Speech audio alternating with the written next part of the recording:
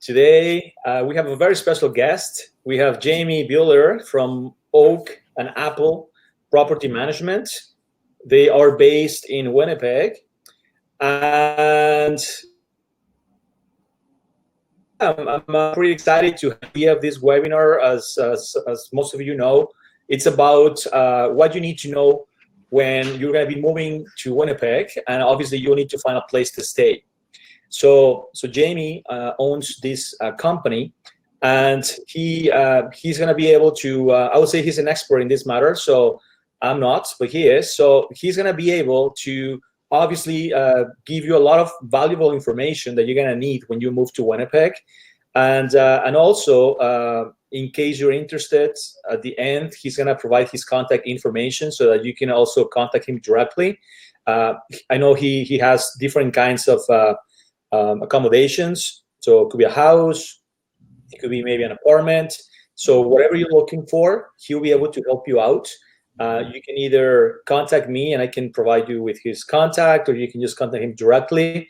So what we're going to do is at the end of the webinar, we're going to have a Q&A period. So questions and answers at the end. This is just to make it more efficient, because otherwise it's going to take a while to go through all the information that we want to share with you. So that is the idea. Jamie, he doesn't speak Spanish, so that's why the webinar is in English. However, if any of you wants to write any questions, just write them on the chat, and then at the end we're going to be helping you with the answers.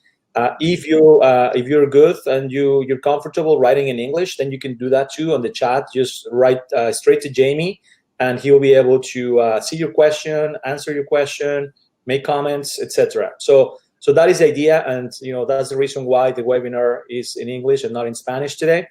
So if you guys want to, whoever is connecting, I see everybody here. So Jessica, Alexander, Sylvia, Javier, Nicole, Carlos, Meili, Jessica, welcome everybody.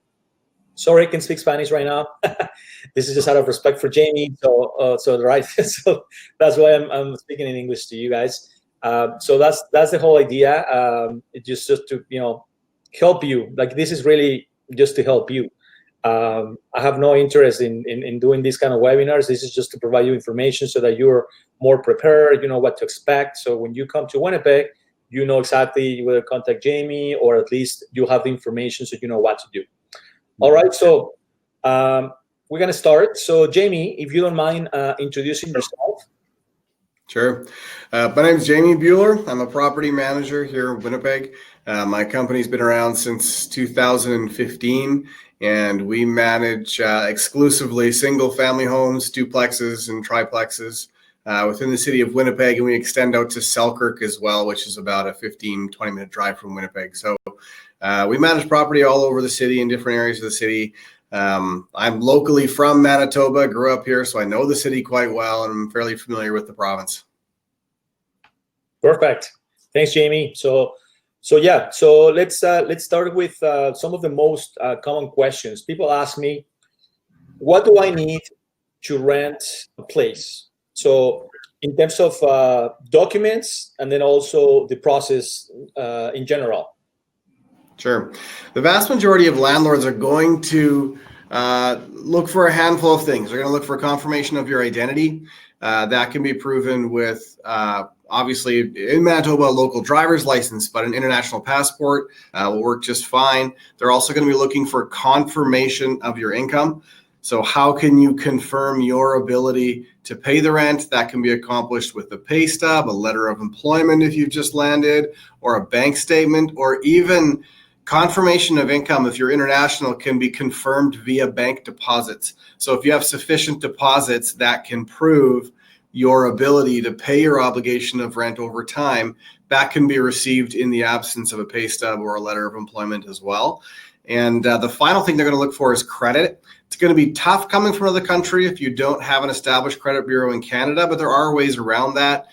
Depending on which landlord you go from, you can have somebody write you a letter of reference, such as Daniel or somebody, whoever organization in Canada that's going to be quote unquote sponsoring you or speaking on your behalf. But you can also pull an international credit bureau before you arrive as well, and just make sure you get that in English so landlords can see that as well. I've had tenants do that in the past. They actually come with an international bureau with them, so they're ready to go. So confirmation of who you are, confirmation of how you can pay rent, and a confirmation of your credit history. Those are going to be the main things people are going to look for. Okay. So do you find that most landlords request all this? Because I've heard that sometimes they may ask for like 2 deposits or like 6 months prepayments of rent. I don't know. Is that standard? Is that legal? Is it right? What are your thoughts? Hi, it's those are difficult. Those are multiple questions. It's hard to explain. So I'll give you the straight answer. The straight answer is some landlords will ask you for multiple months of rent up front. In the province of Manitoba, that's not legal. They're not allowed to ask that. So no landlord can require. This is where it becomes a bit of a gray issue, and I'll tell you the total truth here.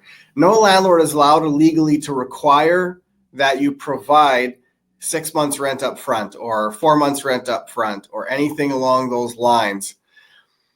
Now your options are, if you're capable of doing that, you can. There's nothing stopping you from doing it. It's illegal to require you to do that. However, if you are unable to verify your income other ways, a landlord might pass on your application. It's not legal, and I wouldn't recommend anybody do it, but just understand the nature of the industry is your application might get passed on if you don't. I would never do that, but there are landlords out there I know that do that. I'm not the only landlord in the city.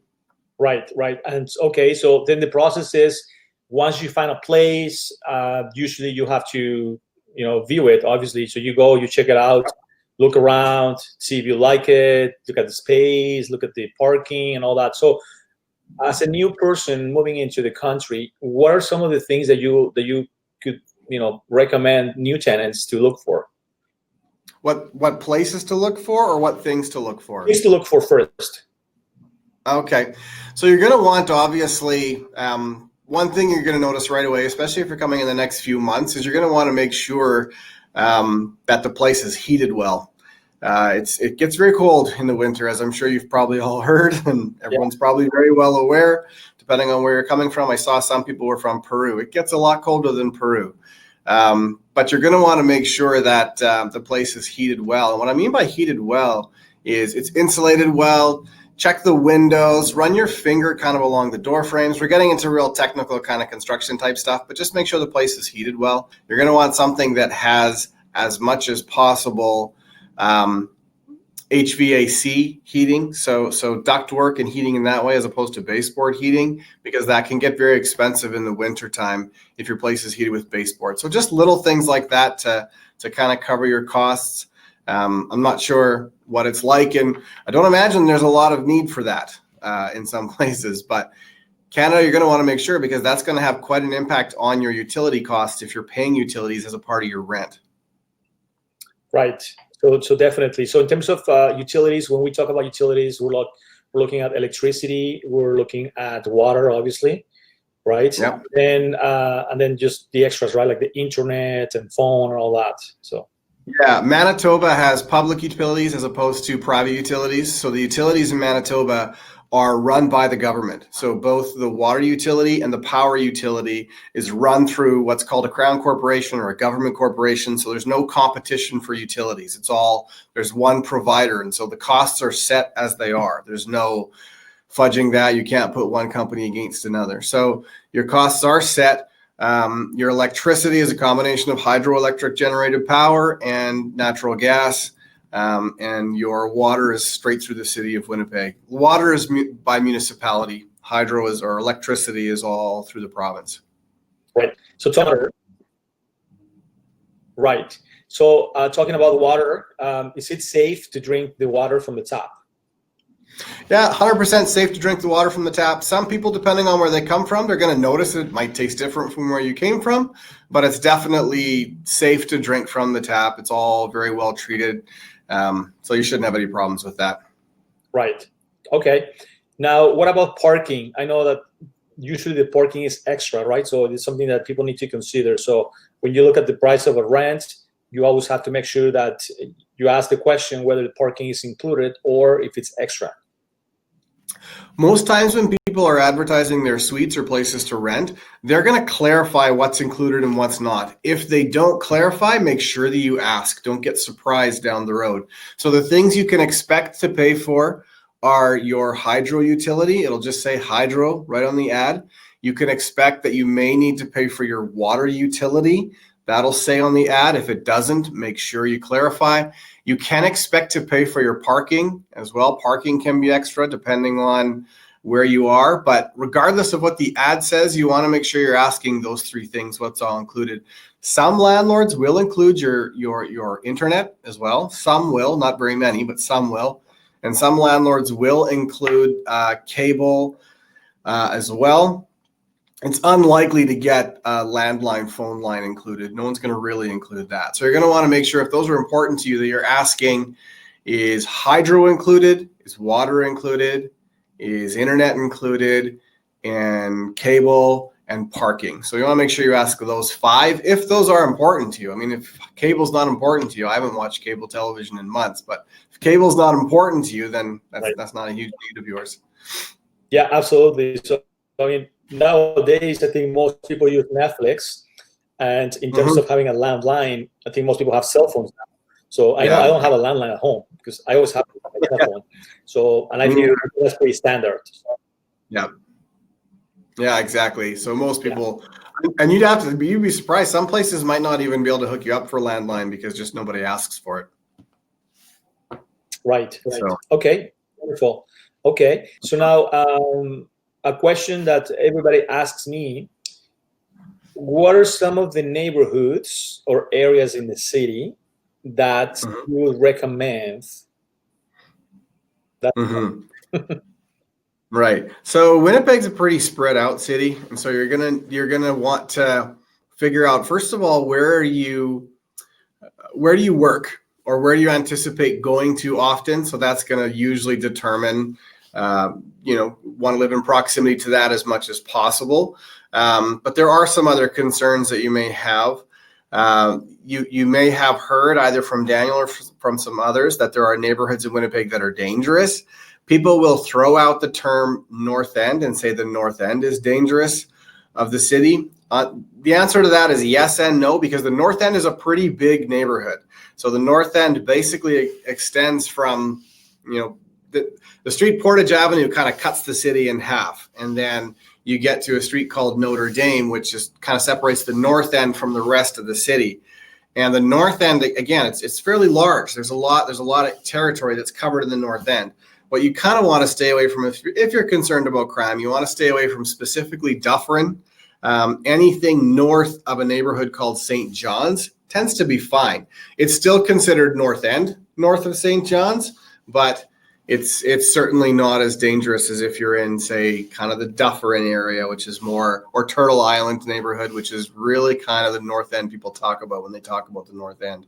And I can give a lot more details on these neighborhoods for people who are interested, and we can get some more information out there. As opposed to kind of going neighborhood by neighborhood, we can get a real better. I can send you something via email if that's helpful too, Daniel. Yeah. Okay. No, that's wonderful. So in terms of budget, what are we looking at for, let's say, the typical family of 2 adults, 2 kids, so 4 people all together? Let's say they want to rent an apartment. So what would you say it's an average of a place that, it is not luxurious, but it's not like a dump. So it's like in the middle, that it's safe in a decent neighborhood, nothing fancy, but just, regular. What would you say is an average? For an average 2-bedroom, you're probably starting at around, I would say around $1,100 a month for an average 2-bedroom. Every bedroom going up from there, and that's the starting place. 1,100 would be the starting place. Every bedroom going up from there, you can anticipate it's going to be an extra, I would say an extra $200 per bedroom. So basically, if you're looking at a 2-bedroom, your starting point's about 1,100. If you're going to a 3-bedroom, you're looking at about $1,300, 4-bedroom, $1,400, unless of course you're looking into something that's high level luxurious, then of course you're going to pay more. But as a good starting point, 1,100 is kind of your baseline for a reasonable 2-bedroom. Right. Okay. Mm-hmm. All right. So now, in terms of whether somebody should rent an apartment or a condo or a house, what are your thoughts on that? So if let's say it's the same family of 4, so they have the option of 2-bedroom apartment or a house. What are some of the things that they should be considering? The age of their children, probably. If you're moving into an apartment with younger children, chances are you're going to have neighbors that might get frustrated, with children above or below, and it's just a grief that you don't necessarily want. So if you have younger kids or even any number of kids, really, you're probably going to want to rent a house. There's a lot of houses for rent. I'm not sure what the rental market is like from neighborhood to neighborhood. But we're not the largest company by any stretch, and we primarily have houses and duplexes. There's a lot of houses to rent. So depending on where you come from, what kind of multifamily high-rise buildings there are, and what the rental mix is like, Winnipeg is a good mix, and there's a lot of houses that can be rented for sure. And I would think most families probably should look for a house, I'm thinking, because then your parking is built into your rent. You're not paying extra for parking, and it's a little more safety and security as well, no matter where you are, if you're in a house as opposed to an apartment. Right. And usually you have more space, you have a backyard, but then at the same time, you're going to have to most likely pay more utilities because, of course, right? So it all comes down to the budget that you have. Exactly. I mean, you could certainly pay, if you're looking for an apartment, and a lot of times in an apartment, I would say generally speaking, all the time in an apartment, you're not going to have to pay your water. But water, when it comes to utilities, water is the least expensive of the utilities. So, you're saving on not paying water in an apartment, but there's not a lot of apartments where you're not going to have to pay some hydro. You're going to have to pay some. It might not be your heat. If a place is heated with an HVAC system, for example, which it's kind of half and half. If your heat is HVAC, you're likely going to have that covered in your apartment rent.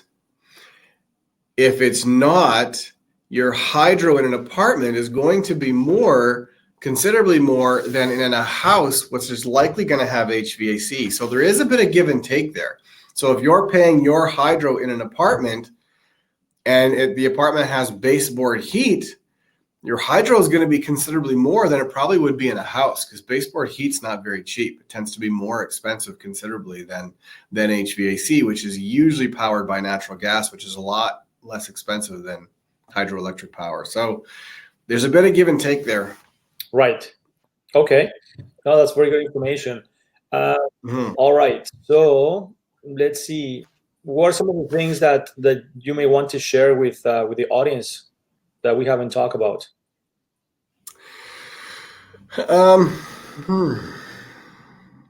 You could start the search now. I mean, you don't have to wait till you get here if you're interested in a place, if you know kind of your timeline. The vast majority of landlords in the city, they will accept an application online. They'll vet an application online. They'll review an application online. And they'll approve a tenant sight unseen if everything checks out. So if you want to have a place to land when you get here, you can certainly start looking now and start applying now. Right. So that's something to keep in mind. You don't want to, because the thing is, if you wait and then you land in the middle of a month, you could find yourself stuck because you might be having to wait until the first of the next month. So it doesn't hurt to start looking now and considering your options now if you know when you're coming. Right. I would say we have a lot of clients coming in January. So we know that it's a little too early for January because a lot of landlords aren't going to know what their availability is. Just don't wait till you get here in January to start looking, is all I'm saying. Right. And it's also the middle of winter. So, which, makes it a little more difficult too, right? Yeah, you're going to want a place pretty quickly. Oh, that's another thing to keep in mind. You can get some good deals in January. So if you're coming in January and you know that's when you're coming, and this is, again, I don't know exactly what to share because I don't know what the market's like. Landlords will negotiate in January. So if you see a place that you like and it's $300-400 above your budget and you're coming in January, feel free to negotiate with the landlord. They'll come down in January. April, May, not so much. Right. So those are like, April, May, that's when the spring starting to bloom, right? So it's certainly a bit difficult. So, but overall, you'll say that, if somebody is moving in January and for some reason they can't find a place online, they'll still be okay, I guess. It may take a month, but it's not that they're gonna be, stuck in a hotel. Like they should be able to find something. Like there's enough vacancies, right? That's what I'm saying. Yeah, there certainly is enough vacancies that you can find something. And the thing too is this happened last year where I had somebody from another country. I think they were coming from Brazil. They applied in November, but they didn't want the place till January. And the place was empty. But to me, the application was strong enough that I left it empty for them because I didn't want to take my chances with another tenant. So they applied in November. Everything was approved. We had their deposits, and we held the place until January for them. So there is options there, and it doesn't hurt to send the landlord an email and say, hey, this is when I'm coming. I like this place. Any chance you can hold it? And they'll say no or they'll say yes. Okay, but if they hold it, like you still have to pay rent, or they just hold it like that, without paying anything? They'll hold it without paying anything. And these are questions you have to ask, right? So if you ask the landlord, hey, I'm coming in January, I'm submitting my application in November, will you hold it till January? If he or she likes your application, they'll hold it till January and they won't make you pay. Or they'll ask you to pay. There's a negotiation there. How much do you want the place? Like, do you really want it? He or she may ask you to put, can you pay for half of December? I'll do that kind of thing sometimes, just, depending on how in demand the suite is, I anticipate the suite's going to be. Do you know what I'm saying? So it all depends on, it doesn't hurt to ask. You certainly can negotiate for sure. Right. Okay. So now going back to the areas of the city. So everybody, has heard about the South. Like everybody wants to live in the South because the South is better, the South is safe, the South is nicer, blah, blah, blah. Yeah. So what can you tell us about the South? I don't know, whatever you want to say. Places, I don't know. Depending on your budget, it's about $300-400 a month more. So there's that to keep in mind. The south end of the city tends to have less issues and less crime, higher taxes, better streets, better roads, better transit, all the kind of stuff that you would imagine a more affluent neighborhood having. Tends to be better shopping in the south, depending on what you're looking for. Newer shopping, newer homes. Winnipeg's really developing the south end of the city more so than they are the north end of the city right now. So you're going to find, if you're looking for something brand new, which some tenants are, you're more likely to find that in the south end of the city. So if you see a listing that advertises that it's in Bridgewater, chances are it's a brand new place. So Bridgewater's a brand new neighborhood. Bridgewater's far, so depending on how much you want to commute and where your work is and where your job is, these types of things are all important. But if you're renting anything in Bridgewater, chances are it's going to be fairly new or not lived in before even. Brand new, yeah. But obviously the cost is going to be more. Yeah. For a 2-bedroom, you could pay as much as $1,600, $1,700, $1,800. So again, it's all budget. It's all how much you can bear and what you're looking for. Right. Okay.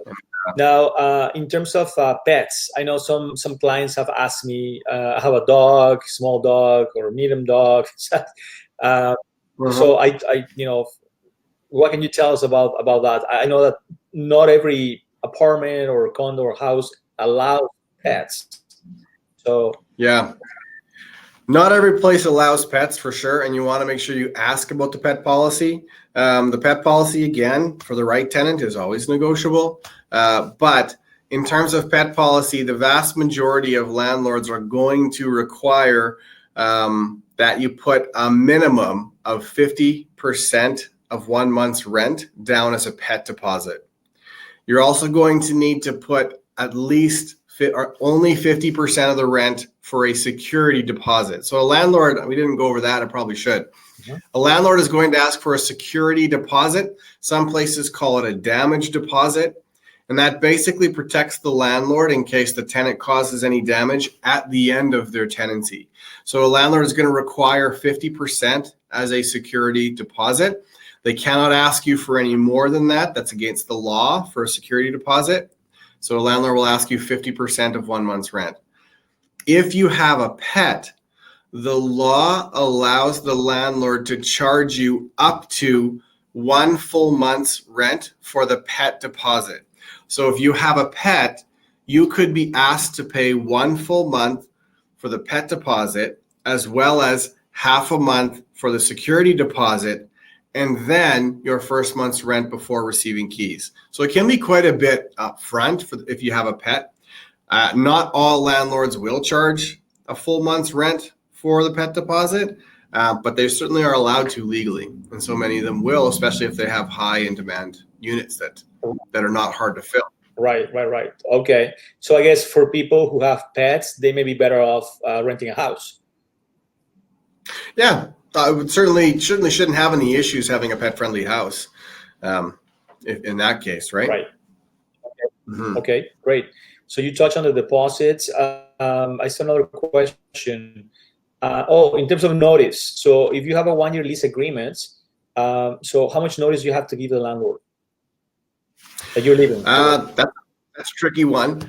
If you sign a 1-year lease, you're obligated to honor the terms of that lease. So you're obligated to stay for the full 12 months. If you need to leave early, your options are subletting is basically your only option. Or in some places, they call it assigning the tenancy.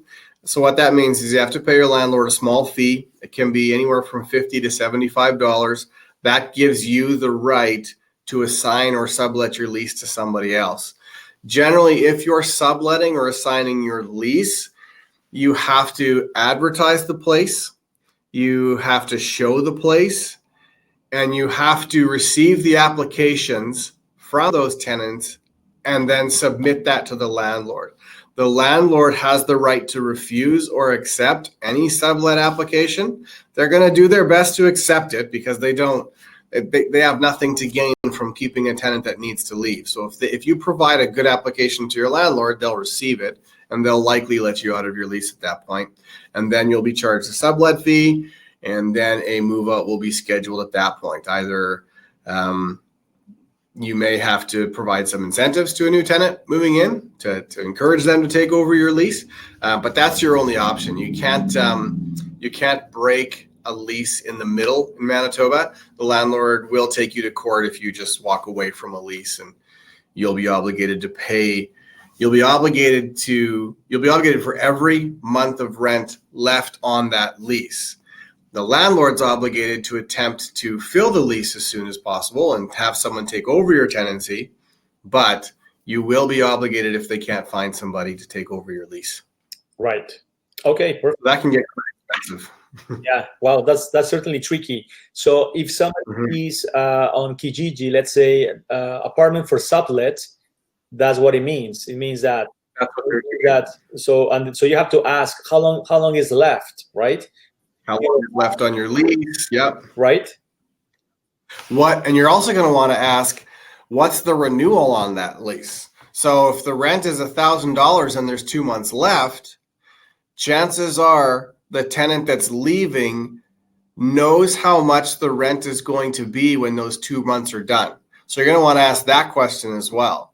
So if there's 2 months left on a sublet and you're taking over that lease, your rent could go up from $1,000 to $1,400 when the lease is up and now you got to move again in 2 months, or decide you're going to pay the extra $400 a month. So you will have the option to renew that lease. The landlord is obligated to provide you a renewal if you are a tenant. They're not allowed to ask you to leave unless they have reason to, and unless they received that from the court, but basically, yeah, your landlord is obligated to provide you what's called a renewal of tenancy. Right. Now, if you're not sure that you're going to stay for a whole year, again, you can negotiate that with your landlord. If you only want to stay for 6 months and see what the neighborhood's like, or maybe you have a job for a short period of time and you could be moving to Montreal or Calgary, you can ask your landlord, you can say to your landlord, I only want to sign a 6-month lease. Now, they might say no, but again, it's all a negotiation. You can ask for a shorter term.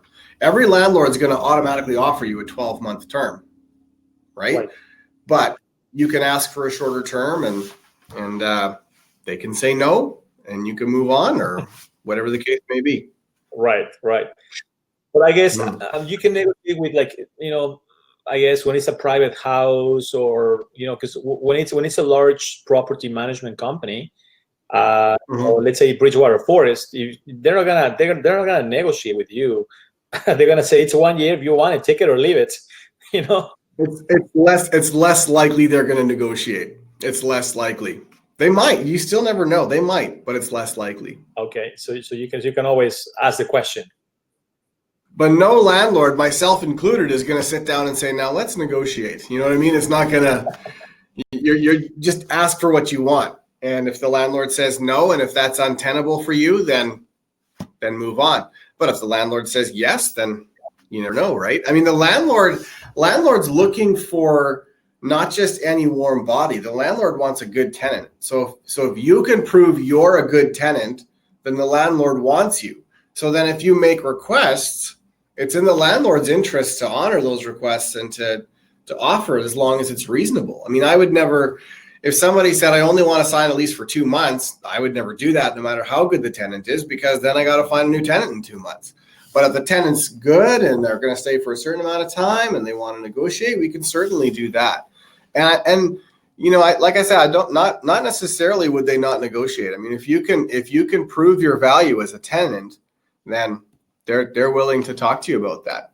So, for an example, if your current landlord, and I always tell people this, they don't realize how effective this can be. If your current landlord, even in Mexico or wherever you are, is willing to write you a letter of reference in English, or can do that, that can help you a lot. Oh, okay. So if your landlord currently can write a letter saying, hey, Francisco has been living here for 2 years. He's paid his rent on time every single month. His utilities have never been late. I can vouch for him as his landlord. If he's willing to write you a letter like that, absolutely bring that with you. Because at the end of the day, a landlord wants to make sure 2 things. They want to make sure you're going to pay the rent every month, and they want to make sure you're not going to destroy the place you're going to live in. If you can promise those 2 things, if you can prove those 2 things, then that's pretty much all you got to do. Right. Okay. Those are great points. Now, would you say that if the whole family goes and talks to the property management so that they see their kids and stuff, do you think is that better than just maybe the one person just showing up and applying or submitting a paper? Like, does that make a difference or not? Not really. No? Doesn't really make a difference. Just one person is kind of easier to deal with. Okay. All right. Yeah. Now, a lot of people are asking about whether the places for rent are furnished. You can certainly rent furnished places. You're going to pay a little more for that, and your lease is going to be a little more complicated in the sense that they might furnished units are kind of a little bit off the norm, and they're generally very short term, and you're going to be paying more. So I see one question, it is going to be more expensive for a furnished place because the landlord's renting out his own furniture, right? So there's more at stake for the landlord. So they are going to ask you to pay more. And generally speaking, if you're getting into the furnished rental market, you tend to be getting into a little more of a higher, what's the word I'm thinking of? Not professional, but a more executive style rental, right? So you're going to be paying considerably more usually if you're getting into the furnished space. Right. Okay. But normally when you rent place is going to be empty, so you're going to have to buy furniture, obviously. So that's I would You say have to buy your furniture. 90% of places for rent, they're unfurnished, right? Yeah, vast majority. But if you're looking for a furnished place, your lease is going to be a little different. You're going to pay more, and it's going to be shorter term usually too. So if in a furnished place, you're usually looking at maybe 2-3 months. Right. Okay. So yeah. So I think that's clear. All right. In terms of responsibility for house repairs, so if you have a place and something breaks, what happens? Are you supposed to fix it, or is it landlord, or how does that work? You should report it to your landlord immediately. So report any repairs to the landlord as soon as it happens. You're not responsible to fix it. It's the landlord's responsibility to fix. Depending on your landlord, if you offer to fix, they might allow that. But most landlords are going to want to do their own repairs.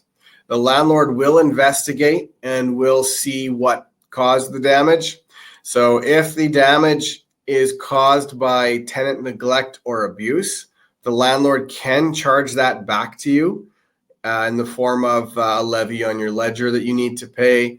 But there are remedies. If you don't think it was caused by you, there are remedies through tenancy court and things like that to tell your landlord, hey, no, this is not my responsibility. I'm not going to pay it. But if you do cause damage to a suite, the landlord will likely charge you the cost of that repair. And you can request an invoice before paying. So, the landlord can't just say, I need $100 to fix this. Give me $100, please. He has to provide an invoice as to what he did. He has to provide evidence as to why he believes you caused the issue, and before he can charge you any of it. Okay, perfect. Good point. Mm-hmm. Now, some people have asked me this question as well. So let's say there is, a teenage boy, a 15-year-old boy, and then there is a 6-year-old girl. So some people have said that they've seen videos or something where they're saying that they cannot share a bedroom because it's illegal. To my knowledge, it's not, but I'm not sure. Is there any kind of regulation that the boy and a girl cannot be in the same room after a certain age? I don't know. That's not my understanding. There's no law. There's no law against that. No. Okay, so it doesn't matter. Like you can rent a 2-bedroom apartment, and okay, but I think there is a maximum occupancy, right? So if it's a 2-bedroom apartment, you cannot fit 6 people there. Like there may be a limit, right? Yeah, most landlords will have a good idea of what their maximum occupancy is.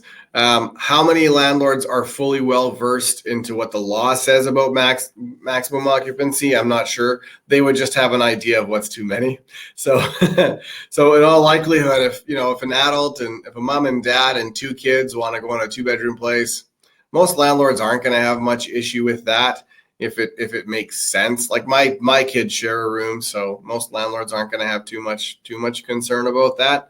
But yeah, if you're coming with 4 adults and 6 kids, and you're looking at a 2-bedroom, and the landlord's going to ask some questions because that doesn't make a lot of long-term sense for anybody.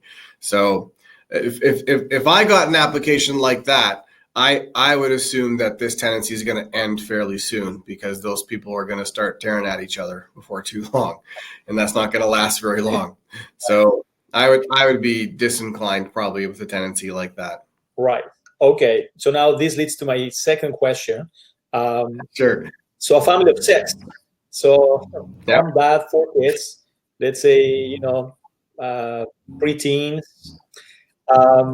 So in terms of, I would say a house will be a better option because the 3-bedroom apartments are not very common. However, what would you say would be an average rental for a house that will be able to fit 6 people?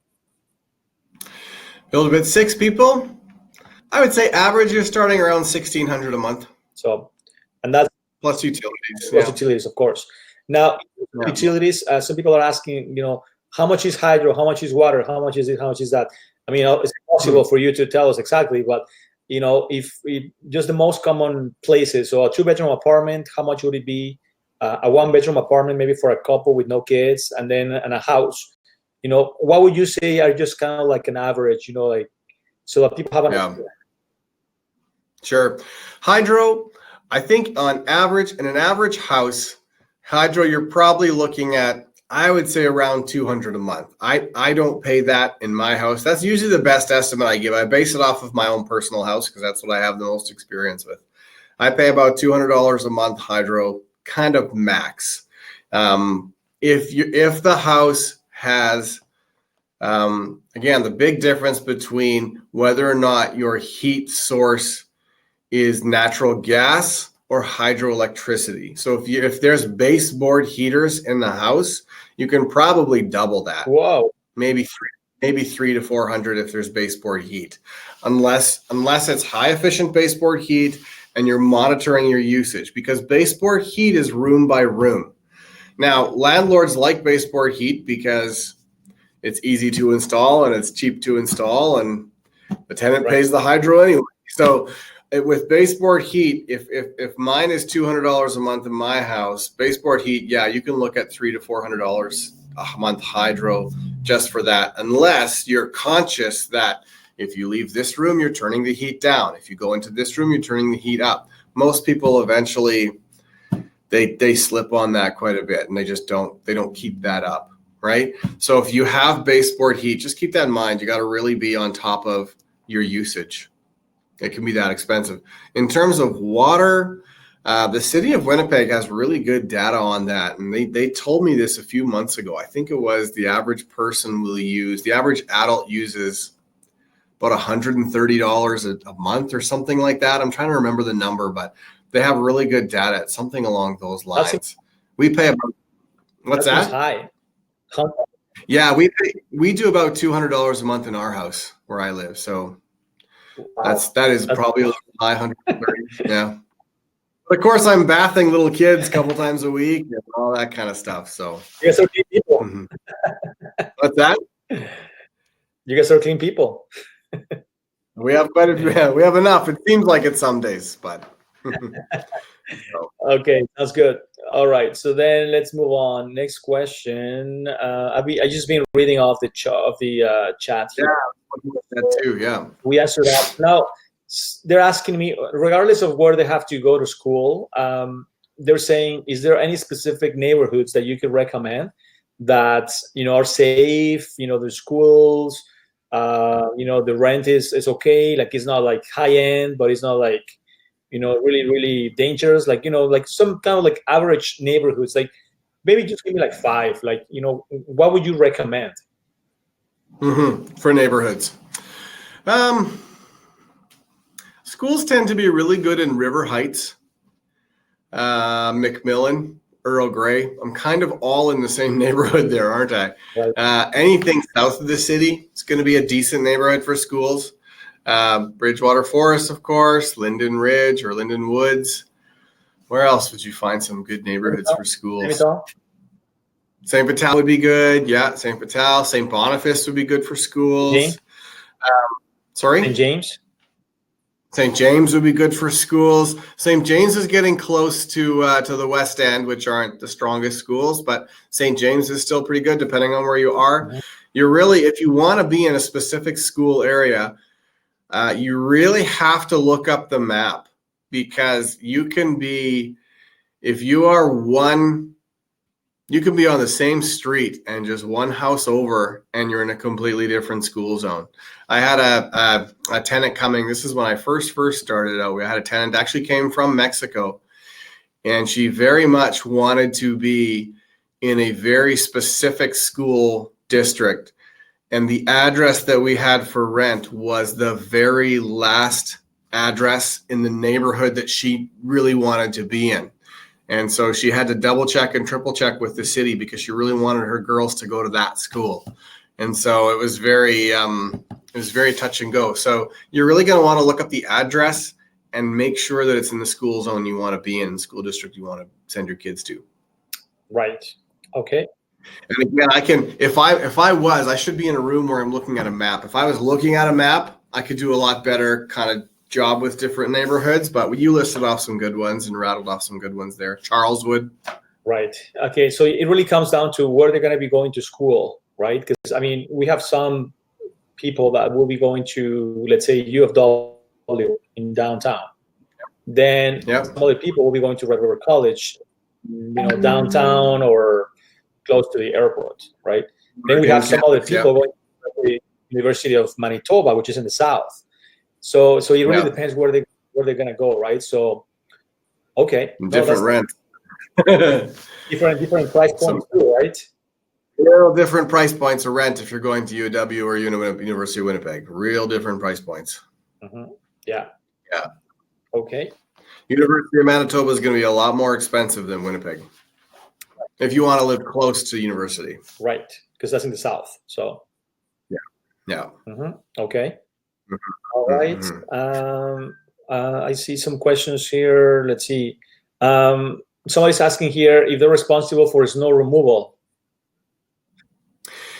It depends. If you're in a single family home, yes. If you are in any building with more than one tenant in that building, then no.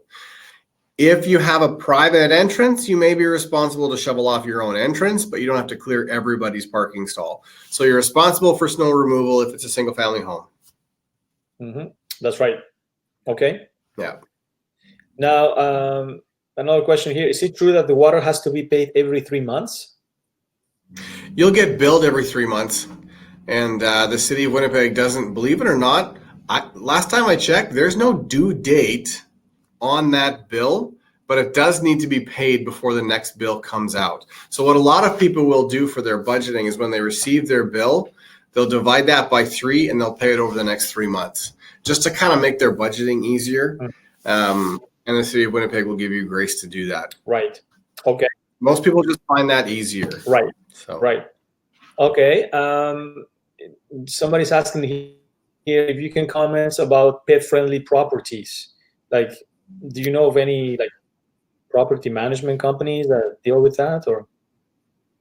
Pet friendly? It's not going to be by company. It's going to be by unit. So I have most property managers are in my situation.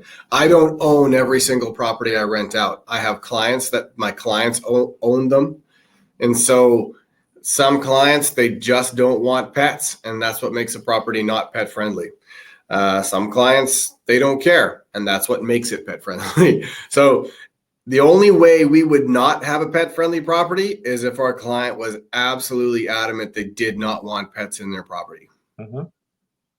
Because it's so pet, and if you're looking for a pet-friendly property, chances are you're going to spend a little more too, because some people just don't like it, and so it drives it up, right? It drives the price up of pet-friendly properties. Especially if there's carpet in the house. Yeah, exactly. And if there's a fenced yard. If there's a fenced yard, that drives up the price of a pet-friendly property for obvious reasons. Yeah. Okay. Yeah. So somebody's asking here if they're going to Red River College in Notre Dame campuses. Is there any areas that you recommend that will be, I guess, fairly accessible? For the North End campus, like the Notre Dame campus. There's quite a few rentals around that neighborhood. You're kind of in the Keewatin area there, somewhat over there. Rentals there tend to be fairly affordable. You're going to get a lot of houses and a lot of townhouses in that neighborhood, just kind of having driven through it quite a bit. I drive right by that campus on my way to church. So there's quite a few rentals in that neighborhood, and it's a lot of houses, a lot of townhouses, a lot of triplexes, a lot of duplexes. So that's what you're going to get over there, as opposed to big high rises. Unless, of course, I'm not sure if they have residents on site there. No, it's a pretty big campus. They don't. No. Okay. So you're looking around the Red River College there. Right. And price wise, what will be the average? Would you say still the same? It's going to be fairly affordable. It's reasonably blue collar over there. So you could pay, you start at the lower end. So 2-bedroom, I think we have some 2-bedrooms over there that are $1,095, $1,100. So it's not too bad over there. Yeah. Okay. So it's definitely, more affordable for sure. But because because you're not in multifamily buildings, you're likely paying a handful of utilities too. Right. Okay. Yeah. Great. So let's see. How can I make sure I get my full deposit? Return the unit in the condition you received it. So just make sure that when you move out, that it looks, minus regular wear and tear, that it looks basically the way it was when you moved in. Moving to Winnipeg, this is something I find a lot of. I'm going off on a bit of a tangent here. The properties in Winnipeg don't all look brand new. Winnipeg is, as far as Canadian history goes, it's a bit of an older city. And so you have older homes, you have older walk-ups, you have older townhouses, older duplexes. So if you're looking for a place that looks completely brand new, you're not going to find it in a lot of areas of the city. That being said, it's not necessarily expected that the place looks perfect when you move out. It just has to look the way it did when you moved in. That's the main kind of standard, minus regular wear and tear. So clean the place up as best as you can. Make sure all of your personal belongings are out when you leave. And those are the most important things. Get everything out and clean it up. Right. So if there's carpet, like usually you're responsible for, I guess, cleaning the carpet. Well, you have to hire a company to do it for you, and you have to show the receipt. Is that You have to show the receipt or hire a company, one of the two. So if you're renting a carpet shampooer, now, again, return it in the condition you received it. Was it shampooed when you moved in? Then yes, you have to shampoo it when you move out. Most people just kind of put it in their budget and they pay for a professional cleaner when they move out. A lot of times that's just easier, and then you have the receipt for that. But if you are going to clean it yourself and it does have carpet, very few rentals have carpet. They're kind of getting away from that. But if it does have carpet, you're probably going to have to rent a shampooer if you don't already own one. Shampoo the carpets when you leave. Right. Okay. And it's also a good idea to do a pre-inspection. So when you're showing your receipt, they'll do a pre-inspection report. So you'll basically walk around and just kind of point out all the things that need to be fixed so that they know, right? Before you move in, every company is going to do what's called a move-in inspection, or they should, not going to. Every company should do a move-in inspection. Now, that's changing quite a bit with COVID. So it used to be that the landlord would meet you on site and you together, the two of you, would walk through the property and note the condition of every single room. Now, a lot of companies are changing that, ours in particular. What we do now is we do the inspection within 24 hours of your move-in. So we keep it contactless. So what that means is I or my partner will go through the house about 24 hours before you move in. Our inspections have pictures attached to them. So there's tons of photos attached to the picture, tons of photos attached to the inspection. There's tons of notes attached to the inspection, and that gets emailed to you. And you have 5 days to dispute it. If there's something in the house when you move in that is not reflected on the inspection, you have 5 days to let us know. The important thing is if you're doing a contactless inspection like that, take lots of photos if you don't like what you see in the property. Doesn't mean it's a deal breaker, because you just have to return the property in the condition you receive it. That's the important thing. So on your first day, if you're seeing something that doesn't look right and you don't want to be responsible for it, just take a picture on your first day. That way it's documented and you have the evidence. If you walk in and there's a hole in the drywall in the bedroom, take a photo of that hole if it wasn't reported to you. Things like that. Picture is worth 1,000 words for sure, especially if you have to go to court down the line for it. Yeah. Well, hopefully not. And I mean, hopefully not. That's not common, but it's very. No, it's not common at all. Yeah. It's very common. Okay. Now, somebody's asking here, what about bed bugs? Tell us about that, because people hear things. Sure. What's the impression? What were you saying? People think what? No, like sometimes people hear things about bed bugs, right? So then people are scared. So what to look for? What do they look like? What's the deal with bed bugs?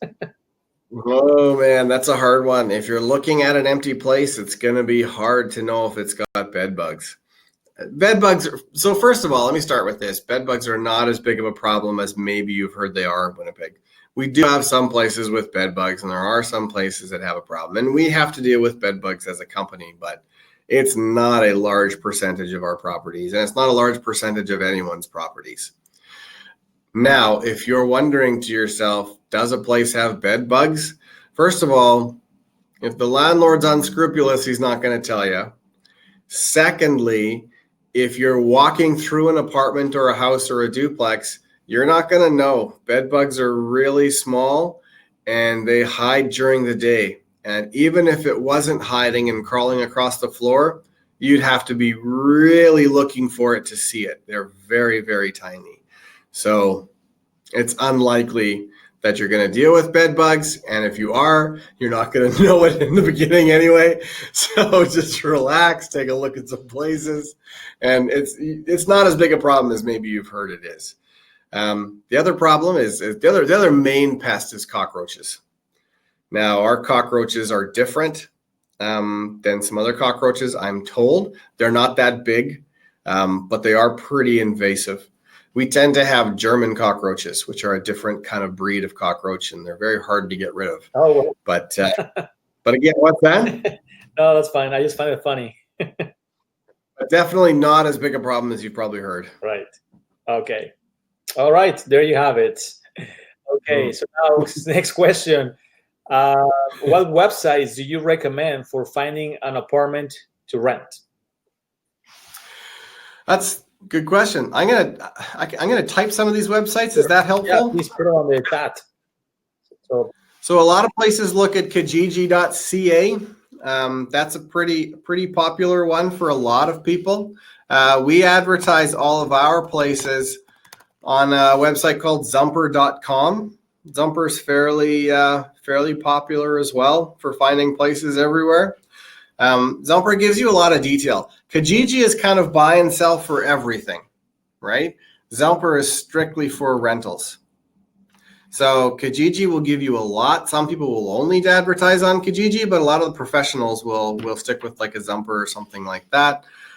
From there, you can really do all kinds of sites you can go from. There's probably hundreds you could search on, but those are the two main ones, is Kijiji and Zumper. And a lot of people will look, I probably don't have to post a link for this, but a lot of people will look on Facebook and look at the marketplace, because some people, private landlords in particular, will post their units on the Facebook marketplace.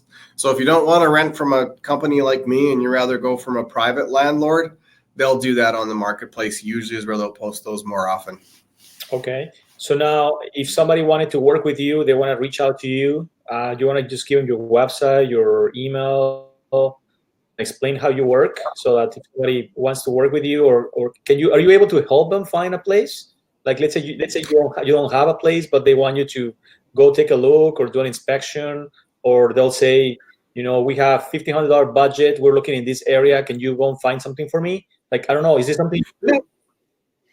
Yes and no. I mean, if you approached us and said, hey, we'd like a place, we want to rent a place, can you help us search? In the next few months, the answer to that's probably going to be yeah. What I'll do is I'll connect you with our leasing agent who handles most of that stuff, and he would communicate directly with you. His name is Ganvir.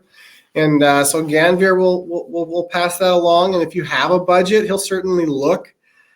He might want you to fill out an application first.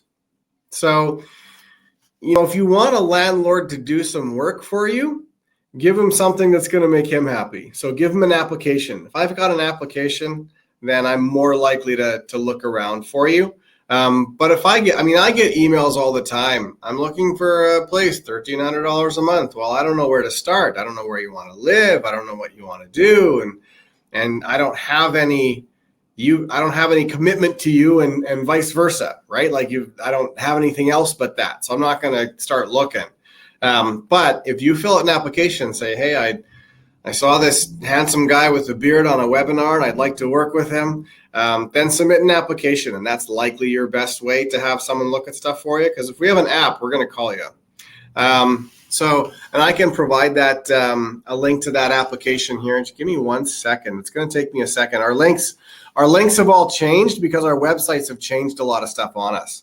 So we haven't had a chance to really update stuff, but I am going to post our application here in a second, but it's going to take me a minute to pull it up.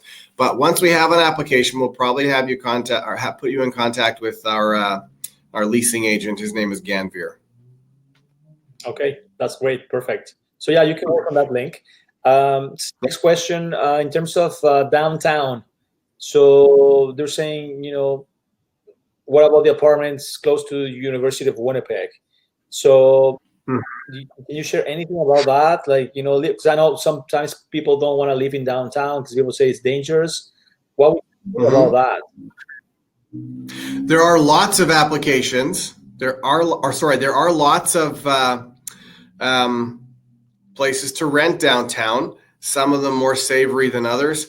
Downtown is a hard thing to nail because they've really changed downtown quite a bit. You've probably seen that yourself, Daniel. There's been some really high net worth sky rises going up that are high security, and they'll be right next door to a place you don't want to live in. So downtown can be tough because you can have two 2-bedroom places right across the street. One is literally $1,800 a month and the other is $600 a month. It's really like that downtown.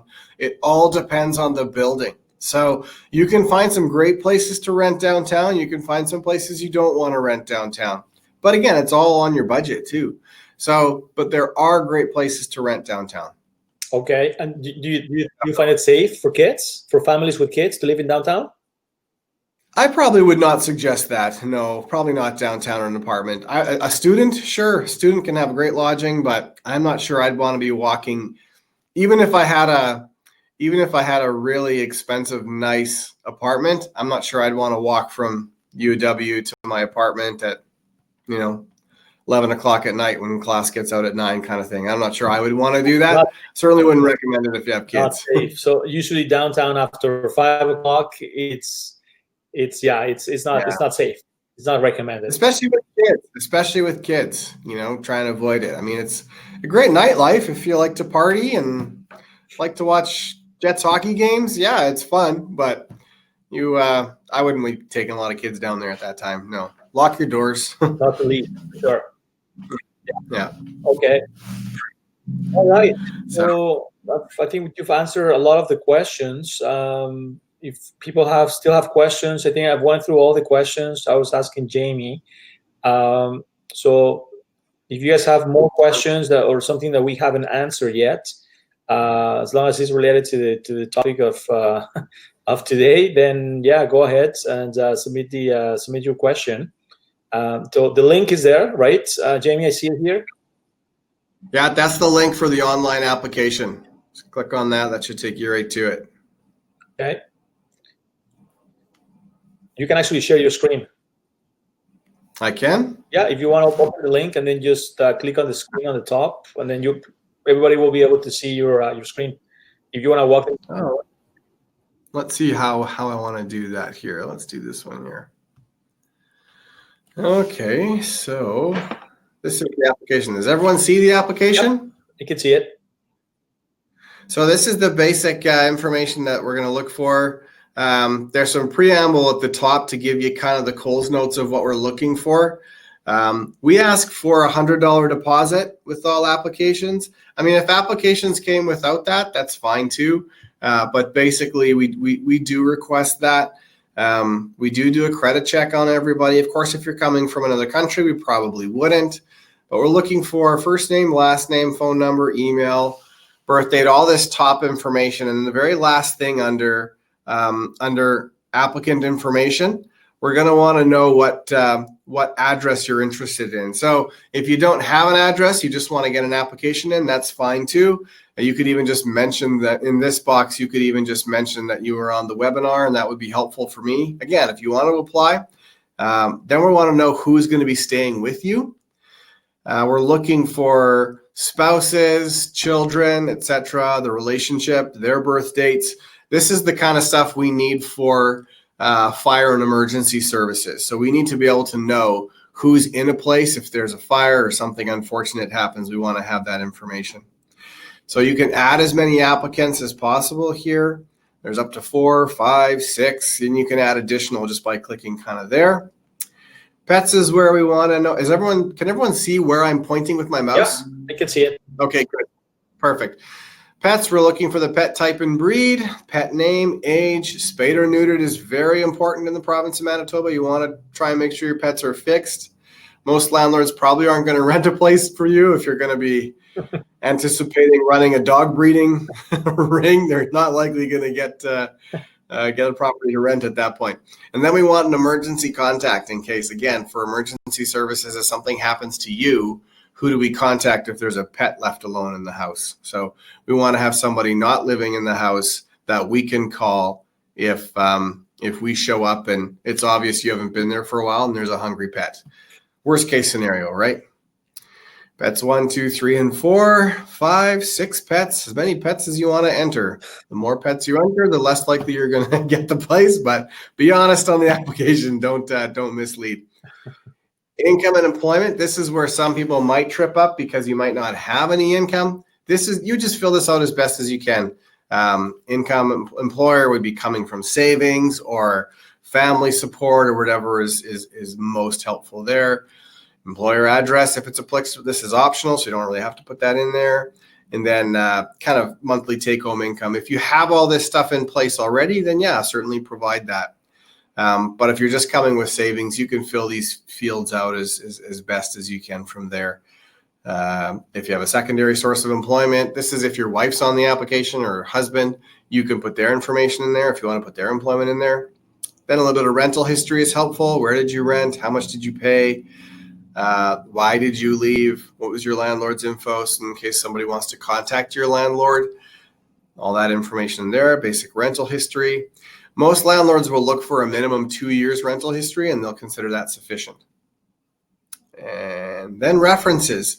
These are people that can't be immediate relatives, but it can't be a mother, father, sister, brother, but you can add an uncle, you can have a cousin, you can have a niece or a nephew, but just can't be an immediate arm's length relative. Does that make sense? Yeah. Not sure how else to put that. Reference is basically anybody who can speak to the kind of person you are. Some people get tripped up with a reference. They think, well, I haven't worked. I don't have any work references. It's not just work. It's anybody who can speak to the kind of person you are. So it can be a coworker. It can be a member of the clergy. It can be somebody you grew up with and graduated high school from. A reference can be anybody who can speak to the kind of person you are. And then we ask you to sign off on basic terms and conditions. It's a routine application to establish credit, character, and employment history. I authorize landlords, this is important, to release all requested information because chances are we're going to be contacting your old landlords. So you authorize them to release that info. It's not under duress. We're going to search Equifax, TransUnion, Experian, and LCB and past and current landlords. We're going to assess the eligibility of your tenancy. And this is where we say deposits on approved applications are non-refundable.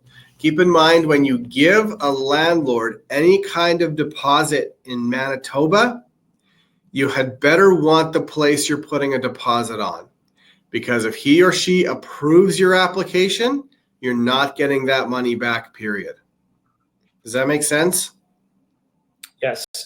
So that deposit will be taken towards the balance of the deposit, right? Yep. So we collect $100 just to start working on your application.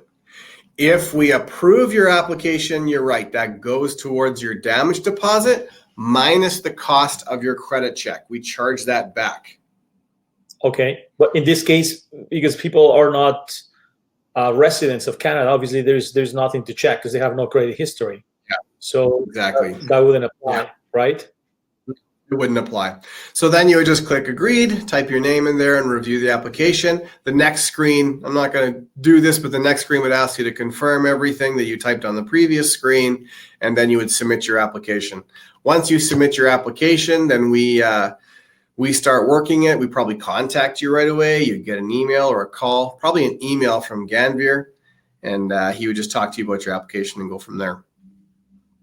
Okay, perfect. So I mean, many of the things that you as a landlord will be requesting, like references, employment, and all that, we talk about that. But people are not going to be able to do that. But if they include a person from overseas, from Mexico or wherever, would you be contacting them, or how would that work?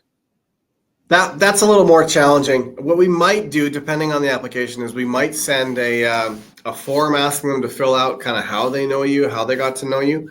What I've also told Daniel too is that if you have a relationship with Daniel and if he's willing to provide some kind of reference letter for you, we likely would not contact any references, and we just take that reference letter at face value, because we're anticipating that Daniel knows pretty much everybody on the call to some degree. I don't imagine you intimately know all 49 people, but you're going to have some level of relationship with the people on the call.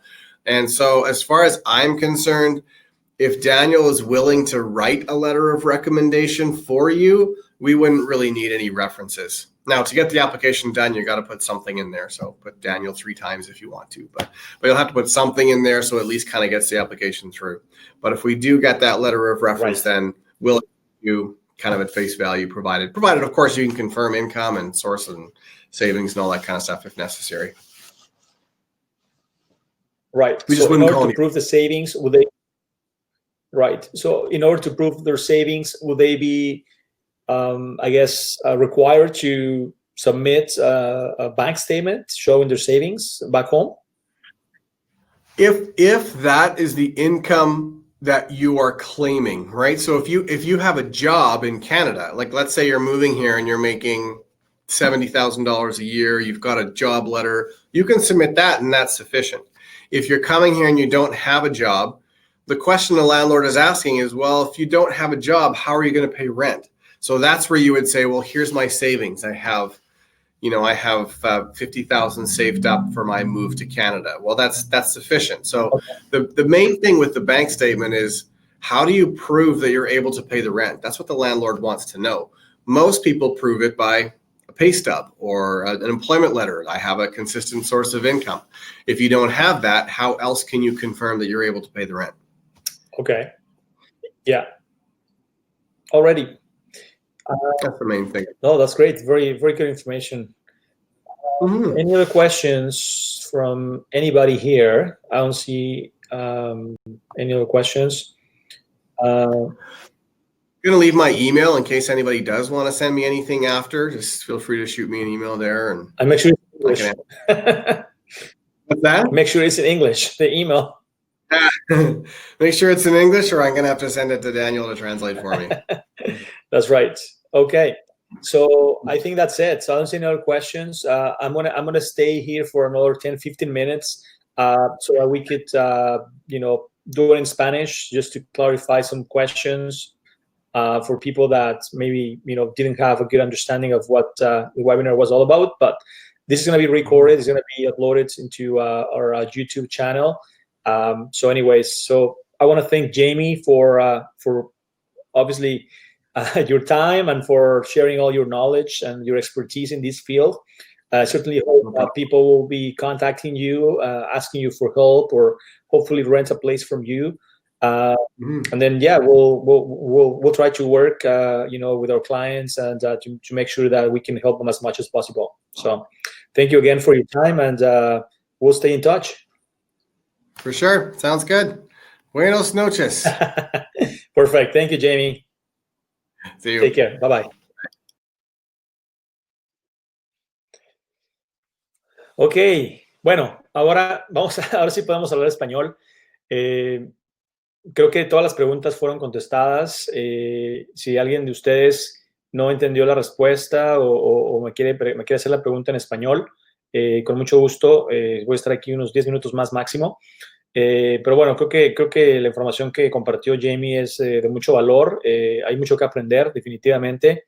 Las opciones dependen mucho de ustedes, lo que ustedes decidan, depende mucho del presupuesto, depende mucho qué programa van a estudiar y en dónde, para que entonces puedan ustedes tener una mejor idea de qué tipo de lugares o de áreas de la ciudad les podría funcionar. Pero bueno, creo que Jamie hizo un buen trabajo el darles una perspectiva muy general. Y claro, cada caso ya es más específico y pueden ustedes, si desean contactar a Jamie o como él comentó, pueden buscar directamente en Kijiji. Y en fin, espero que esta información les haya sido de valor y sobre todo que ustedes, todas las personas que están viendo y que vienen para enero, que puedan tener toda esta información, puedan tomar una decisión informada, estén más preparados. Y bueno, creo que eso es todo. No veo aquí ninguna otra pregunta. Creo que ya contestamos todo. Carlos, los gastos de water, heat y power, el agua normalmente es cada 3 meses, pero el heat es la electricidad es cada mes. Pero hay una forma de que puedas tú tener un budget, lo cual significa que en los meses de invierno, como vas a ocupar más energía, vas a pagar más. Y en el verano vas a pagar menos. Entonces, lo que hace Hydro es que toma un promedio y entonces tú pagas cada mes lo mismo. Entonces, no tienes esa diferencia de pagos dependiendo si es verano o si es invierno. Entonces, eso depende de ti, como tú lo quieras hacer. Pero eso es algo muy común que todo el mundo aquí hace. Ventajas de arrendar frente a comprar. Bueno, pues, pues las ventajas creo que son obvias, ¿no? O sea, si tienes el capital y puedes tú comprar, pues vas a poder lograr algo de equidad en un futuro si te piensas quedar en esa casa o esa propiedad por cierto tiempo. Y claro que también pues tienes que pagar impuestos, los taxes, pero bueno, cada caso es diferente. Entonces, definitivamente, si tienes el presupuesto y puedes comprar una casa o un condominio, adelante. Creo que es mejor, pero muy poca gente lo hace, obviamente. Sebastián dice, gracias, ok, perfecto. Precios en promedio de un departamento de 2 habitaciones cuesta entre 1,000 a 1,500. No, Jamie dijo que eran a partir de 1,100 hasta lo que tú quieras, no hay límite, todo depende. Pero un promedio es unos $1,200, más o menos. Si quieres un departamento nuevo en el sur, de 1,500 para arriba. Entonces, eso fue lo que él comentó. Jefferson dice, ¿por qué consideran peligroso el centro de la ciudad? ¿Hay alguna página donde podamos ver ese tipo de información? Realmente no creo que haya ninguna página, pero simplemente así es. O sea, el centro después de las 5 de la tarde, cuando todos los oficinistas se van a los suburbios, a sus casas, obviamente que hay pues gente, mucha gente que sale y que pues, roban y de todo, ¿no? Entonces no es un lugar muy seguro después de las horas de trabajo.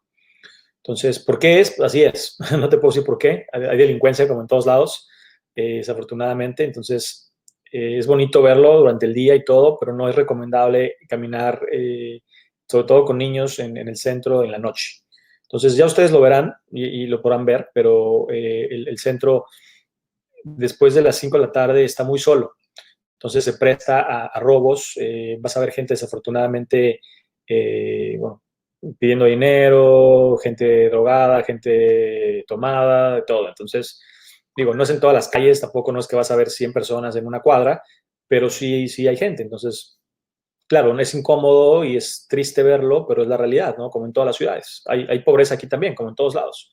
Y también hay delincuencia, entonces eso no va a cambiar. Hay zonas peligrosas, hay zonas tranquilas, hay zonas de lujo, hay de todo. Es una ciudad común y corriente como cualquier otra. Siguiente pregunta. Jorge dice, ¿qué tan difícil es para una persona que recién llega a alquilar una vivienda cuando no tenemos referencia ni contrato? Bueno, eso ya lo habló Jamie. Claro que todo va a depender de la compañía que rente, pero realmente todas las personas que han llegado, ninguno ha tenido problema. Sí puede ser que te pidan un depósito, que te pidan referencias, que te pidan quizá una prueba de tu estado de cuenta bancario, donde demuestres que tienes los ahorros para poder venir. Entonces, al momento en que uno aplica para los permisos, para las visas, obviamente que ustedes tienen que probar al gobierno que tienen ustedes los fondos para poder cubrir su costo de vida. Entonces, puede ser que puedan ustedes presentar una copia de esos fondos y entonces depende de la agencia, obviamente. Hay agencias más flexibles como Jamie, por ejemplo. Hay agencias que son más establecidas, más específicas y mucho menos flexibles. Entonces, todo va a depender. pero de todos mis clientes, gente que ha llegado de todas partes del mundo, nunca he escuchado a alguien que no tenga casa donde vivir. O sea, todo el mundo consigue casa o departamento y eso no es problema. Entonces, creo que pues todo es muy subjetivo, ¿no? Depende ya de ustedes realmente qué estén buscando. Hay muchas opciones, como dijo Jamie. Entonces, todo va a depender de qué tipo de vivienda quieren, cuánto quieren pagar, cuál es el presupuesto, etcétera. Son muchas cosas que tienen ustedes que determinar. Ver la parte de los costos, porque no nada más es tener un departamento o una casa, sino también es ver cuánto más va a costarles el mantenerla. Entonces, son muchas cosas que hay que pensar. Definitivamente hay opciones. Osborne Village es considerado downtown. Sí, yo diría que sí. Es muy cerca del centro. Es un puente que lo divide. Pero sí, definitivamente es muy cerca. Es una zona bonita. Osborne Village y Corridon es una zona italiana. Yo viví ahí hace muchos años y es seguro. Hay restaurantes, bares. Es una zona bonita. Ahí dicen un basement, ¿cuánto puede conseguir? Basements hay puede ser desde $600 en adelante. Todo depende obviamente del área. Diego dice, ¿cuáles son las áreas de mayor expansión de proyectos de vivienda en Winnipeg en el sur? Todo el sur. Bridgewater Forest, por ahí hay muchas, toda esa parte de ahí está, hay mucha construcción. Entonces, todo eso es una parte nueva. Sage Creek también es un área nueva. Fernando dice que puedes aclarar qué tipo de calentadores que se usan en el invierno y cuáles consumen más energía. Jamie estaba hablando de los baseboards. O sea, los baseboards son los que van pegados a la pared en la parte de abajo y son eléctricos al 100%. Entonces, lo que él dice HVAC es cuando tienes tú como un calentador de aire. Entonces, este calentador sopla aire caliente y sale por las ventilas de toda la casa o el departamento. Entonces, ese tipo de heat es más económico que los baseboards, que son solamente, pues es como un calentador, no sé, que tiene varias onditas y lo conectas y tiene una perillita, entonces tú lo mueves ahí y te calienta. Entonces, ese tipo de baseboards son un poco más caros. Entonces, también es importante que todos estos detalles ustedes los vean para que determinen realmente si es una buena opción o no. Pero bueno, creo que si tienen la opción, puede ser una buena opción el que empiecen con un departamento, a menos que tengan mascotas, claro, y que ustedes determinen si un departamento está bien para ustedes, o si están acostumbrados a vivir en departamento, siempre han vivido en un departamento, puede ser que les convenga más un departamento. Las casas, repito, o sea, sí son opción, pero obviamente que es más caro todo. No es más espacio, pero a la vez es más caro. Y aparte, la responsabilidad hay que cortar la grama, hay que paliar la nieve, etcétera. Entonces, depende mucho qué busquen ustedes, qué tipo de vida quieren. Si tienen niños pequeños, tienen un perro, pues yo diría que una casa. Pero a final de cuentas, depende de ustedes. Tienen que ver qué presupuesto tienen y en qué área quieren vivir. Entonces, realmente hay casas en todos lados.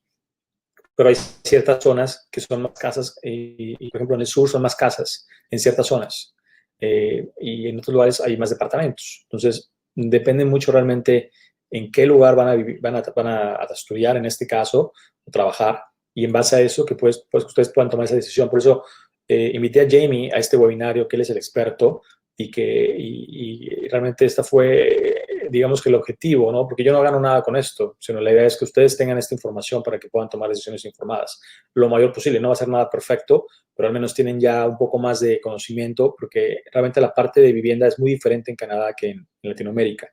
Entonces, la construcción es diferente, todo es muy diferente. Cómo se maneja la parte del arriendo. Por ahí me preguntaba alguien preguntó algo de un aval. Aquí no existen los avales, entonces no se requiere un aval, ni se requiere una persona que ponga su nombre como garantía. Eso no existe. Por eso ustedes pagan un depósito. Entonces, son conceptos que quizás pues sí son nuevos para ustedes, pero que con el tiempo ustedes lo van a empezar a aprender y va a ser algo más normal. Pero ahorita es mucha información, entonces definitivamente a la gente que esté interesada y que sea seria, pueden contactar directamente a Jamie, creo que es un muy buen punto de referencia, si así lo quieren hacer, y si no, háganlo por su cuenta. Francisco, ¿qué tan difícil es encontrar un departamento con 2 cuartos y 2 baños? Porque hemos visto un poco en Marketplace y no hay muchos. 2 baños, no.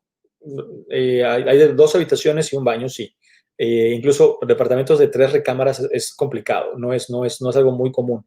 Entonces, pero 2 baños en un departamento, no, lo dudo mucho. A menos que sea un condominio y que sea un condominio nuevo, posiblemente sí tenga 2 baños, pero es raro que consigas 2 baños. Si quieres 2 baños, váyanse a una casa. Paola dice, ¿me explicas por favor un poco el tema de la devolución del depósito? O sea, si tú al final de tu contrato de 1 año entregas el departamento, ellos van a hacer una inspección del departamento, que todo esté bien, que nada esté roto, que no haya hoyos en las paredes, que no haya manchas, que las alfombras estén bien, que no esté nada descompuesto, etcétera. Y si todo está bien, entonces ellos te van a, obviamente, a regresar tu depósito. Pero si encuentran detalles, que hay hoyos en las paredes, que está rayado el piso, que está esto, que está lo otro, claro que de ahí pueden quitarte cierta cantidad. Por eso se llama un damage deposit, un depósito de daños. Entonces, es exactamente para eso. Con gusto a todos. Gracias a ustedes por acompañarnos. Espero que haya sido informativo para ustedes. Y bueno, creo que ya contesté todas las dudas y preguntas. Espero no haberme brincado a nadie. Siempre trato de contestar a todo el mundo. A veces no puedo, pero por eso decidí quedarme un poquito más de tiempo para ustedes que quizá no tienen mucho inglés y Jamie habla poco rápido. Entonces, quiero que todo quede muy claro y que realmente sea de beneficio para ustedes esta información. Ok, listo, creo que ya acabamos. Ok, Daurin dice, ¿y si deseas seguir en el inmueble automático se renueva el contrato? No, no es nada automático. Claro que tú tienes el derecho de quedarte. Normalmente hay incremento de renta cada año, que son mínimos, no son muchos, dan 10, $15. Entonces, si tú aceptas, entonces tú firmas un nuevo contrato. Pero no, nada automático. En Canadá nada es automático. Entonces, tienes tú que, de hecho, incluso cuando se te acabe el contrato, ellos te van a dar un notice de que tu contrato ya se va a vencer y tienes tú que confirmar si te quedas o te vas. Entonces, realmente aquí en Canadá todo es muy, ¿cómo les puedo decir? No cuadrado, pero organizado. Como que todo lleva un proceso y yo sé que en Latinoamérica las cosas son un poquito diferentes y uno puede hacer 1, 5, 3 y 8. Aquí no, aquí es 1, 2, 3, 4, 5. Entonces, si tú sigues el 1, 2, 3, 4, 5, te va a ir bien. Pero si tú eres un latino que piensa que va a llegar aquí a hacer lo que quiere, no les va a ir bien. Entonces, así es como se los puedo poner. Entonces, todo es un proceso, hay que seguir las reglas como van. La parte de animales definitivamente sí es una limitante.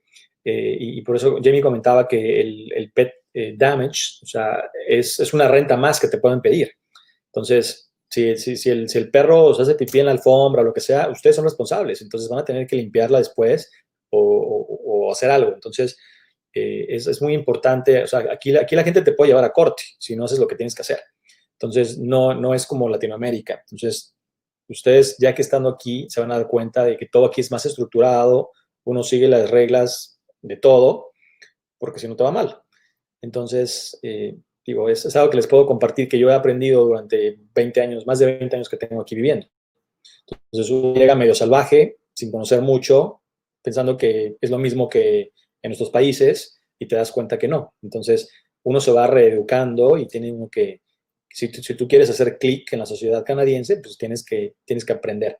Entonces, es un proceso, pero bueno, definitivamente vale mucho la pena el poder tener esta calidad de vida y el poder vivir en un país como Canadá, que siempre digo, no es perfecto, porque le falta mucho para ser perfecto, creo que no hay lugar perfecto, pero claro, dentro de los estándares y lo que vivimos en Latinoamérica de inseguridad y de tantas cosas, Canadá definitivamente ofrece muchas cosas y muchas ventajas sobre todo para los hijos.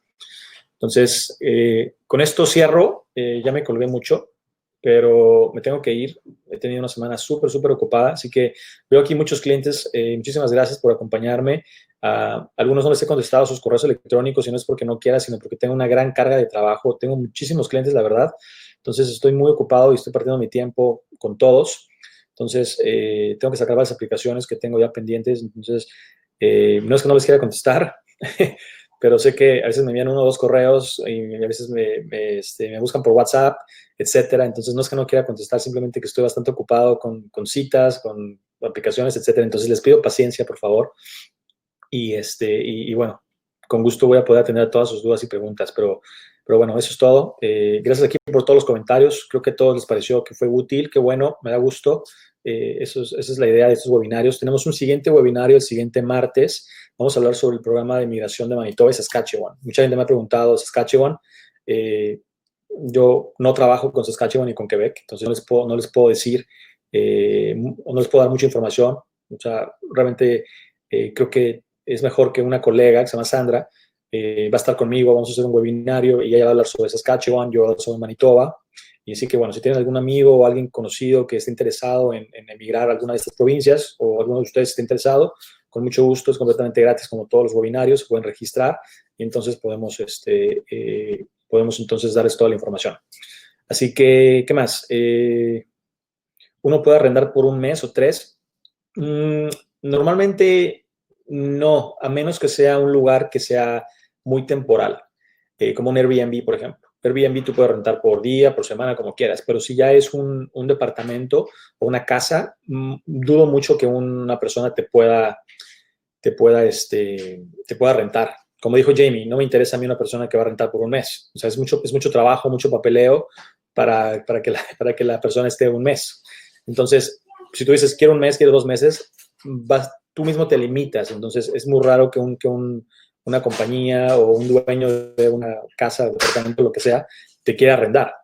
Entonces, si no están seguros, una buena opción es Airbnb.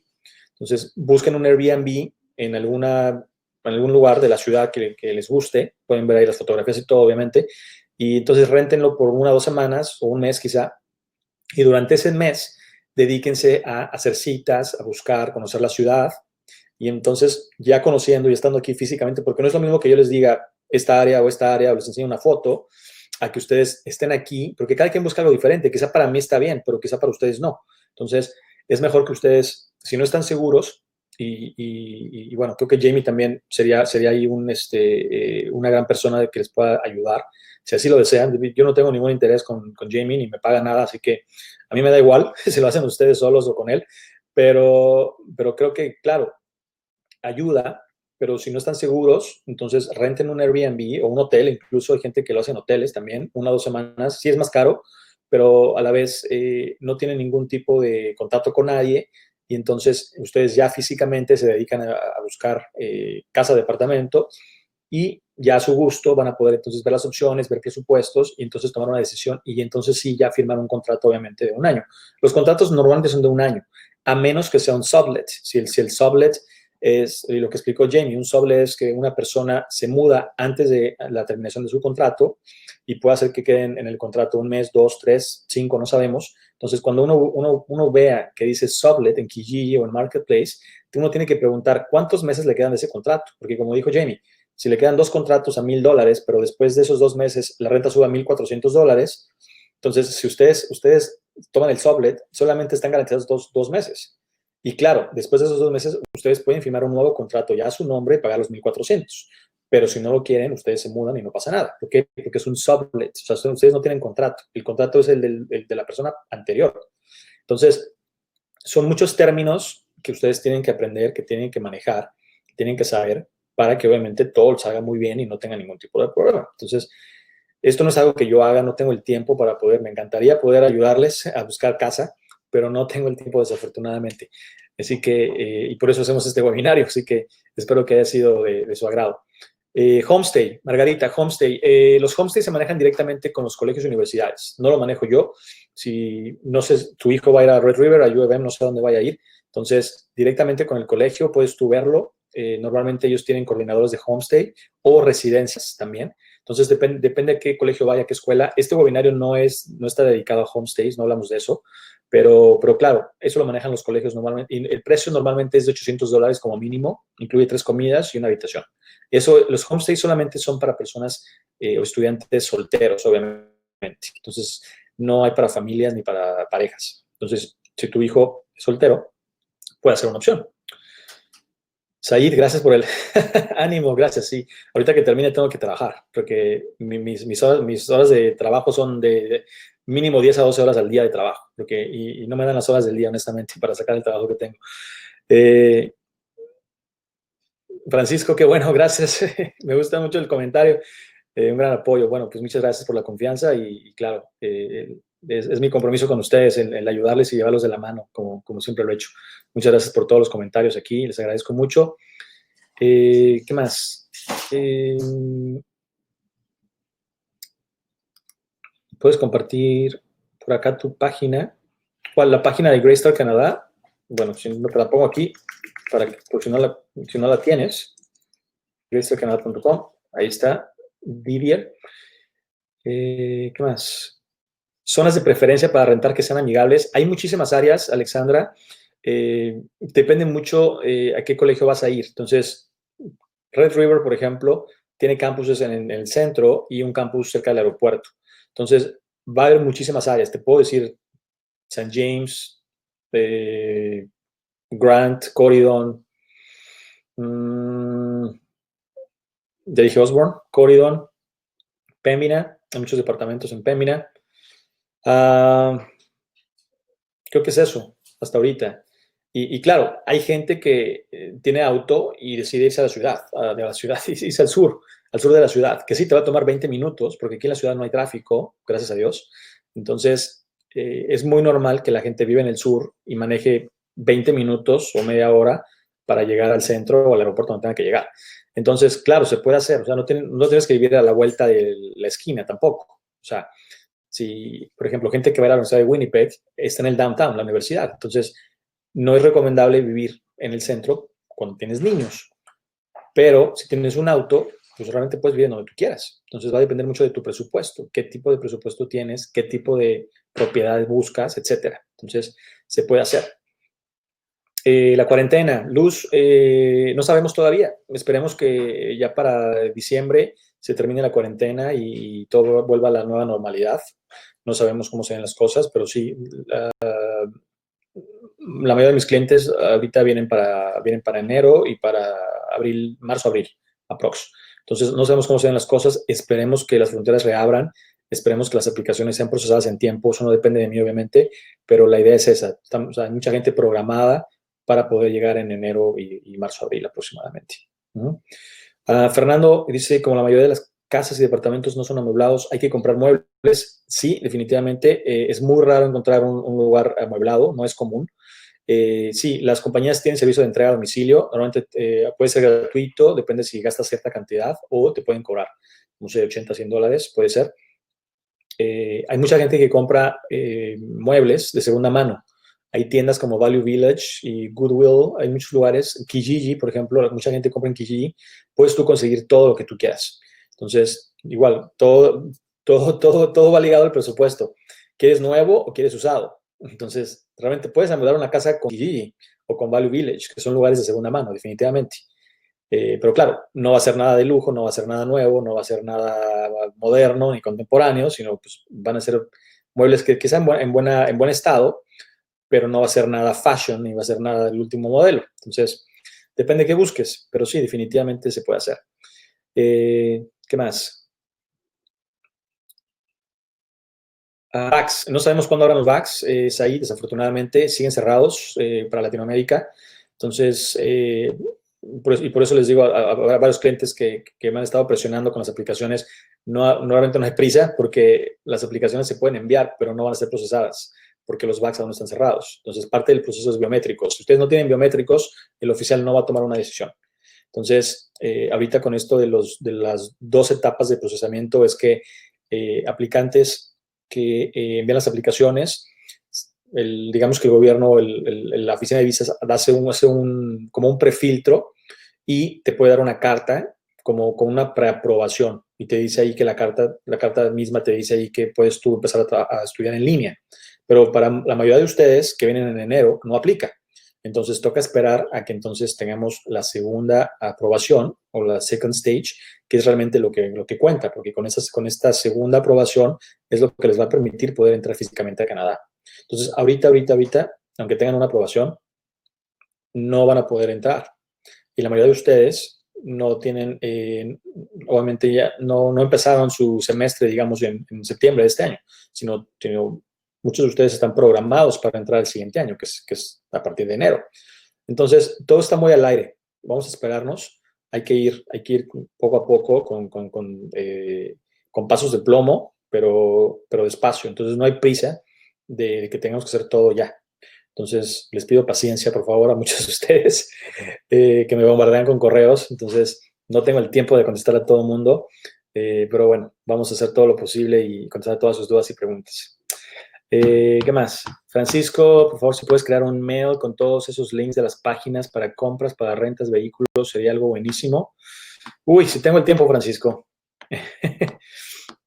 Pero Kijiji, realmente es Kijiji nada más. Kijiji y Marketplace en Facebook. Estas tiendas que les digo no pueden comprar en línea. O sea, no son tiendas que tengan una página web. Una vez que ustedes lleguen, van a conocer lo que es Dollarama, que es una tienda fabulosa. A todos nos encanta Dollarama, que son cosas de dólar. Bueno, eran de dólar, ahorita ya hay cosas de dólar y hasta de 4 o 5 dólares, pero ahí consigues de todo. Y también, repito, Value Village. Son tiendas que, repito, no tiene caso que les dé una website porque no van a poder ver nada, pero una vez que ustedes estén aquí, son lugares en los que ustedes pueden visitar, que conozcan y vean, pueden comprar ropa usada, etcétera. Entonces, depende ya de la persona y lo que uno busque, pero definitivamente uno puede montar cosas buenas. Ok, José dice, si toca hacer cuarentena en todos los barrios, ¿se podría encontrar servicios de comida y mercado a domicilio? Sí, en algunos lugares. No es muy común. Yo sé que en Latinoamérica te llega toda tu casa, hasta el doctor ya a la casa. Desafortunadamente aquí no, eso no existe. Así que sí, está Skibidi, está Uber Eats, que te pueden entregar comida de casi todos los restaurantes, incluso McDonald's llega a tu casa. Pero la parte del mercado, hay un lugar que se llama Seven Foods. Ellos tienen un servicio de entrega, pero no son todos. Solamente creo que se hace. O quizás Superstore también, pero no es algo muy común que te pueda decir todos los mercados, todo te llega a tu casa, no, ni la farmacia, ni el doctor, ni nada de eso llega a tu casa. Entonces, es un poquito, a veces al latino le toca un poquito acostumbrarse a la comodidad que uno tiene en su país, que uno paga por todo, y aquí hay muchas cosas que no existen y que uno tiene que hacer. Entonces, definitivamente es una curva de aprendizaje muy interesante. Así que bueno, ya me colgué mucho. Tengo que seguir trabajando, necesito descansar un poquito, así que cuídense mucho, gracias por acompañarnos otra vez y a los que estén interesados pueden registrarse para el siguiente webinario. Todavía no está posteado en nuestra página de Facebook, pero va a estar ahí muy pronto. Y eso es todo, descansen y muchas gracias. Chao, chao.